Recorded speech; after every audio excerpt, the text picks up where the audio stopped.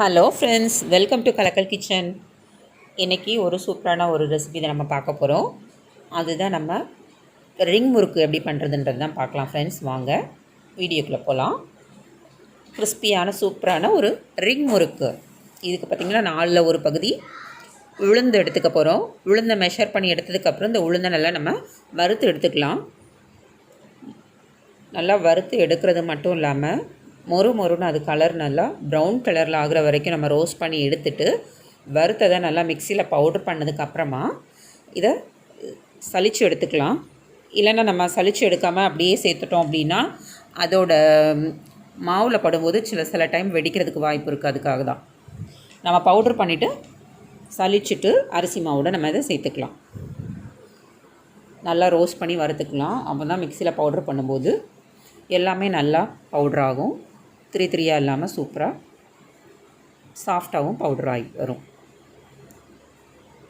நம்ம வறுத்து எடுத்துகிட்டு மிக்ஸி ஜாரில் மாற்றி நம்ம பவுடர் பண்ணி எடுத்துக்க போகிறோம். நெக்ஸ்ட்டு அதே தவாவில் இதில் 4 பங்கு அரிசி மாவு நம்ம ரொம்ப ரோஸ்ட் பண்ணி எடுக்க வேண்டாம். அந்த சூட்லேயே லைட்டாக நம்ம வறுத்து எடுக்க போகிறோம். கலர்லாம் சேஞ்ச் ஆக வேண்டாம். லைட்டாக மட்டும் அந்த சூட்லேயே நம்ம வாட்டி எடுக்க போகிறோம். அவ்வளோதான். இந்த மாதிரி நம்ம வறுத்து எடுக்கும்போது கலர் மாறாமல் அப்படியே எடுத்ததுக்கப்புறம் அந்த பாத்திரத்தில் கொஞ்சமாக தண்ணி சேர்த்துக்கலாம். 1 கப் மாவுனா அதே கப் அளவில் தண்ணி சேர்த்துக்கலாம். தண்ணி ஊற்றுனதுக்கப்புறமா நம்ம நல்லா கொதிக்க விட்டுறோம். இதில் கொஞ்சமாக சால்ட்டு சேர்த்துக்கலாம். உப்பு கொஞ்சமாக சேருங்க. அதுக்கப்புறம் நம்மளுக்கு எவ்வளோ சால்ட்டு தேவையோ நம்ம சேர்த்துக்கலாம். கொஞ்சம் மஞ்சள் பொடி, கொஞ்சமாக சில்லி பவுடர், பெருங்காயத்தூள் 1 ஸ்பூன். நெக்ஸ்ட்டு பார்த்திங்கன்னா கொஞ்சமாக சீரகம். அதுக்கப்புறம் பார்த்திங்கன்னா கருப்பு எள் நம்ம ஒரு 4 ஸ்பூன் அளவு சேர்த்துக்கலாம். இப்போ இது நல்லா கொதிச்சுட்டே இருக்கும்போதே அரிசி மாவு நம்ம எடுத்து வச்சுருக்கோம்ல, மெஷர் பண்ணியிருக்க அரிசி மாவை இதில் கொஞ்சம் கொஞ்சமாக நம்ம நல்லா சேர்த்து கலர ஆரம்பிச்சிடலாம். நம்ம வறுத்து வச்சுருக்கோம்ல, அந்த அரிசி மாவை இதில் போட்டு நல்லா ஒரு சேர கலந்து எடுத்துக்க போகிறோம். இது பார்த்திங்கன்னா இந்த தண்ணி சூடான உடனே நம்ம சேர்த்துடலாம். 1 கப்புன்றது அரிசி மாவுக்கு ஏற்ற மாதிரி. பழைய அரிசி மாவு இருந்தால் சில டைம் என்ன ஆகும்னு பார்த்திங்கன்னா கொஞ்சம் அதிகமாக தண்ணி தேவைப்படும். இதில் கொஞ்சம் ஒரு கையளவு ஊற வச்சு எடுத்துருக்கக்கூடிய சிறு பருப்பு இது கூட சேர்த்துருக்கேன். தேங்காய் எண்ணெய் பார்த்திங்கன்னா ஒரு 2 ஸ்பூன் அளவு நான் சேர்த்துருக்கேன். நீங்கள் பட்டர் வேணாலும் சேர்த்துக்கலாம், நெய் வேணாலும் சேர்த்துக்கலாம். நான் நல்லா செக்கில் ஆட்ட தேங்காய் எண்ணெய் 2 ஸ்பூன் சேர்த்து இது கூட நல்லா கலந்து விட்டு மிக்ஸ் பண்ணி நம்ம இதை எடுத்துக்கலாம். சூப்பராக மிக்ஸ் ஆகிடுச்சு. இந்த டைமில் ஸ்டவ்வை ஆஃப் பண்ணிடலாம். சூடு இது கொஞ்சம் ஆற வச்சதுக்கப்புறமா நம்ம மாவை கைட்டை நம்ம பிசைஞ்சு எடுத்துக்க போகிறோம். இப்போ கை வச்சிடாதீங்க, ரொம்ப சூடாக இருக்கும். அதனால் நம்ம கை வைக்க முடியாது. கொஞ்சமாக நம்ம சூடு ஆறுனதுக்கப்புறமா உங்களுக்கு தண்ணி பத்தலை நினச்சிங்கன்னா பச்சை தண்ணி சேர்க்க வேண்டாம். சுடு தண்ணி கொஞ்சம் கொதிக்க வச்சுட்டு அது கூட கொஞ்சமாக சேர்த்து பசைஞ்சுக்கோங்க. எனக்கு தண்ணி சரியாக இருந்தது.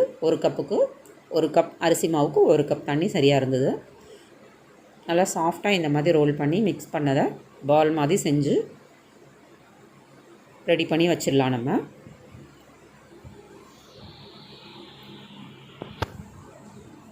நெக்ஸ்ட்டு கையில் ஒட்டாமல் இருக்கிறதுக்கு கொஞ்சம் நீங்கள் தண்ணி இல்லைன்னா ஆயில் ஏதாவது நீங்கள் தொட்டு கூட இதை பால் மாதிரி செஞ்சுக்கலாம். சூப்பராக நமக்கு மாவு ரெடி ஆகிடுச்சு. எங்களுக்கு இங்கே ஊட்டுறது மாவு ரிங் முறுக்கு பண்ண ரெடியாக குட்டீஸ் ரெடி ஆகிட்டாங்க. நெக்ஸ்ட்டு பார்த்திங்கன்னா இந்த மாதிரி நீல ஷேப்பில் சின்ன உருண்டையாக பண்ணிவிட்டு நீளமாக ஷேப் பண்ணிவிட்டு இதை ரெண்டையுமே நம்ம வளைச்சி ரிங் மாதிரி பண்ணிவிட்டு அந்த எட்ஜில் ஒன்றா சேர்த்து விட்டுறணும். அவ்வளோதான் இந்த ரிங் முறுக்கு. மாவை சிறு உருண்டையாக பிடிச்சிட்டு சப்பாத்தி கட்டையில் நீல வாகில் பண்ணதுக்கப்புறமா இது எல்லாமே குட்டி ரிங் மாதிரி நம்ம செஞ்சு எடுத்துக்க போகிறோம். எல்லா உருண்டையும் இந்த மாதிரி நீளமாக பண்ணிவிட்டு நம்ம ஃபிங்கரில் வச்சு ஸ்ட்ரைட்டாக பண்ணதுக்கப்புறம் அதை ரவுண்ட் பண்ணிடலாம். எல்லா முறுக்கையும் இந்த மாதிரி நம்ம மாவு எல்லாத்தையும் நம்ம ரிங் பண்ணி எடுத்துக்க போகிறோம். அழகாக வந்திருக்கு பாருங்கள். சூப்பராக எல்லா ரிங்ஸையும் நம்ம உருட்டி எடுத்துக்கிட்டோம். பார்க்கவே எவ்வளோ சூப்பராக ரிங் முறுக்கு இருக்குது பாருங்கள். இந்த ரிங் முறுக்கை எல்லாமே நம்ம பார்த்திங்கன்னா இப்போது ஆயிலில் கொஞ்சம் கொஞ்சமாக சேர்த்து நம்ம ஃப்ரை பண்ணிக்க போகிறோம். எண்ணெய் சூடாயிடுச்சான்னு பாங்க. எண்ணெய் சூடானதுக்கப்புறம் ஒன்று ஒன்றா நம்ம ஆயிலில் போட்டு ஃப்ரை பண்ணி எடுத்துக்கலாம்.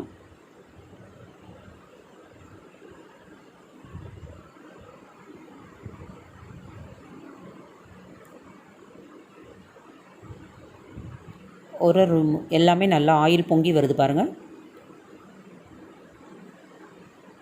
இப்போ நம்ம வெந்துட்டுருக்குன்னு அர்த்தம்.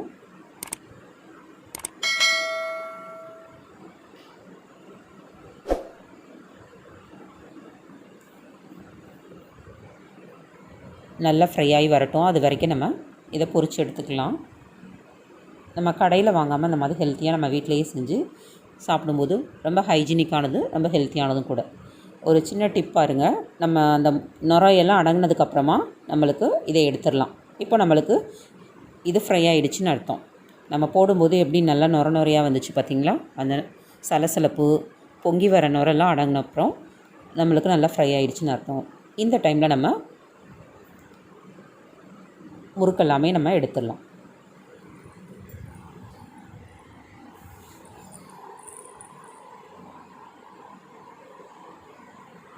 ஒரு டிஷ்யூ பேப்பர் அல்லது ஒரு தட்டில் நம்ம நியூஸ் பேப்பர் போட்டு கூட இதை ஃபில்டர் பண்ணி எல்லா முறுக்கையுமே நம்ம எடுத்துக்க போகிறோம். சூப்பராக நமக்கு ரெடியாக இருக்குது.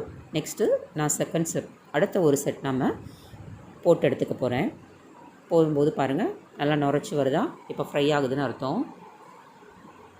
நல்லா வெந்துடுச்சு அப்படின்னா அதோட சலசலப்பெலாம் அடங்கிட்டோன்னே நம்ம எடுத்துடலாம். இந்த மாதிரி ஈஸியாக நம்ம செஞ்சு ஒரு ஏர்டைட் கண்டெய்னரில் நம்ம ஸ்டோர் பண்ணி வச்சுக்கலாம் ஃப்ரெண்ட்ஸ். அப்போ நம்ம கடையில் போய் அடிக்கடி வாங்கி சாப்பிட்ற பழக்கம் நமக்கு அவாய்ட் பண்ணலாம். ஹெல்த்தியாகவும் சாப்பிட்லாம். பாருங்கள் எப்படி நல்லா கிறிஸ்பியாக இருக்குது பாருங்கள். டேஸ்டியாகவும் காரசாரமான ரிங் முறுக்கு சூப்பராக தயாராகிடுச்சு. இந்த ரெசிபி உங்களுக்கு பிடிச்சிருக்குன்னு நினைக்கிறேன் ஃப்ரெண்ட்ஸ். இந்த ரெசிபி உங்களுக்கு பிடிச்சிருந்ததுன்னா லைக் பண்ணுங்கள், ஷேர் பண்ணுங்கள், சப்ஸ்கிரைப் பண்ணுங்கள்.